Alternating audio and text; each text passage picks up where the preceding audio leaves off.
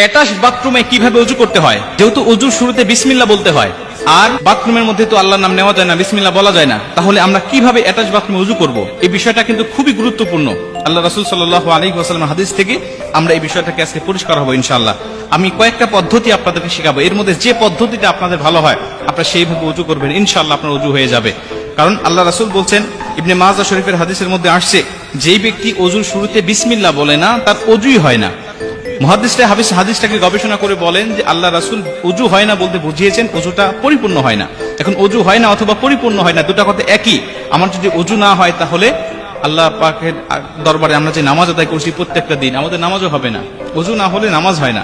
এর জন্য ওযুটাকে কমপ্লিট করতে হবে, ওযুটাকে পরিপূর্ণ করতে হবে।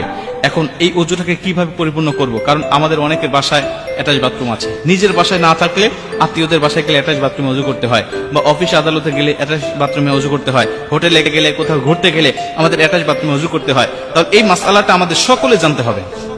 আমি আপনাদেরকে কয়েকটা পদ্ধতি শিখাই, এর মধ্যে যেটা ভালো লাগে আপনি সেটা করবেন। প্রথমত, যদি আপনার এই অ্যাটাচ বাথরুমে ওযু করার বিকল্প কোনো পদ্ধতি থাকে, বাহিরে কোনো ওযু করার জায়গা যদি থাকে, টিউবওয়েল হোক আর বাহিরে কোনো টেপ হোক, যদি এরকম বিকল্প কোনো পদ্ধতি আপনার আশেপাশে থাকে, তাহলে আপনি সবচাইতে উত্তম হবে বাহিরে ওযু করা।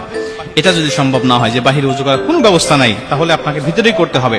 এবং ভিতরে করার আগে আরেকটা পদ্ধতি আছে, সেটা হলো, যদি দেখবেন যে সাধারণত ওযুখানার পাশে বা টয়লেটের পাশে সাধারণত বাড়িতে এখন বেসিং থাকে, এই বেসিং এ আপনি বিসমিল্লাহ সহ ওযুটাকে শুরু করবেন।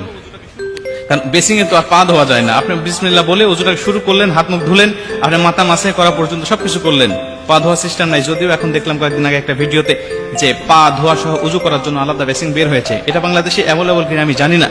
তো আমাদের সাধারণত নর্মাল যে বেসিং গুলো থাকে, এটাতে আপনি ওযু শুরু করলেন, শুরু করার পরে শুধু পা ধোয়াটা বাকি রেখে আপনি টয়লেটে গিয়ে পাটা ধরলেন, এটাও অনেক উত্তম হবে, এটা আপনার জন্য অনেক ভালো হবে। যদি এটাও সম্ভব না হয়, তাহলে আপনি 3 নম্বরে আপনি একটি কাজ করবেন, আপনার বাথরুমের যে টেপ আর যে কমোড, এটা হাই কমোড হোক আর লো কমোড হোক, এর মাঝামাঝি একটা কাপড় দিয়ে পর্দা দিয়ে দিবেন। তাহলে কোনো ইখতিলাফ থাকবে না, এর মধ্যে কোনো সন্দেহ থাকবে না, আপনি এই সন্দেহ মুক্তভাবে ওযু করতে পারবেন। যদি পর্দা দেওয়া সম্ভব না হয়, কোনোটাই আপনার সম্ভব হচ্ছে না, বাহিরে ওযু করা সম্ভব হচ্ছে না, বেসিং থেকে শুরু করা সম্ভব হচ্ছে না, পর্দা দেওয়া সম্ভব হচ্ছে না, তাহলে আপনি একটি কাজ করবেন, সেটা হলো অবশ্যই বাথরুমে ঢোকার সময় তো আপনি একটি দোয়া পাঠ করতেছেন, আল্লাহুম্মা ইন্নী আউযু বিকা মিনাল খুবুসি ওয়াল খাবাইস। এই দোয়াটা আপনি পাঠ করে তো ভিতরে প্রবেশ করতেছেন। এই দোয়াটা পাঠ করার সময় অবশ্যই আল্লাহর নাম নিয়ে আপনি ঢুকেছেন।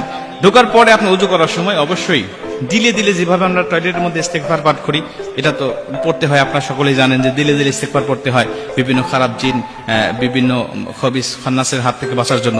ওইভাবে দিলে দিলে আপনি ওযু শুরুতে আপনি বিসমিল্লাহ পাঠ করবেন, মুখে উচ্চারণ করে নয়, দিলে দিলে। এরপরে ওযু থেকে বের হয়ে এসে, টয়লেট থেকে বের হয়ে এসে আপনি বের হওয়ার সময় দোয়া পাঠ করলেন, এবং বের হয়ে এসে ওযুর শেষে যে কালেমা শাহাদাতটা পাঠ করতে হয়, এই কালেমা শাহাদাতটা পাঠ করবেন।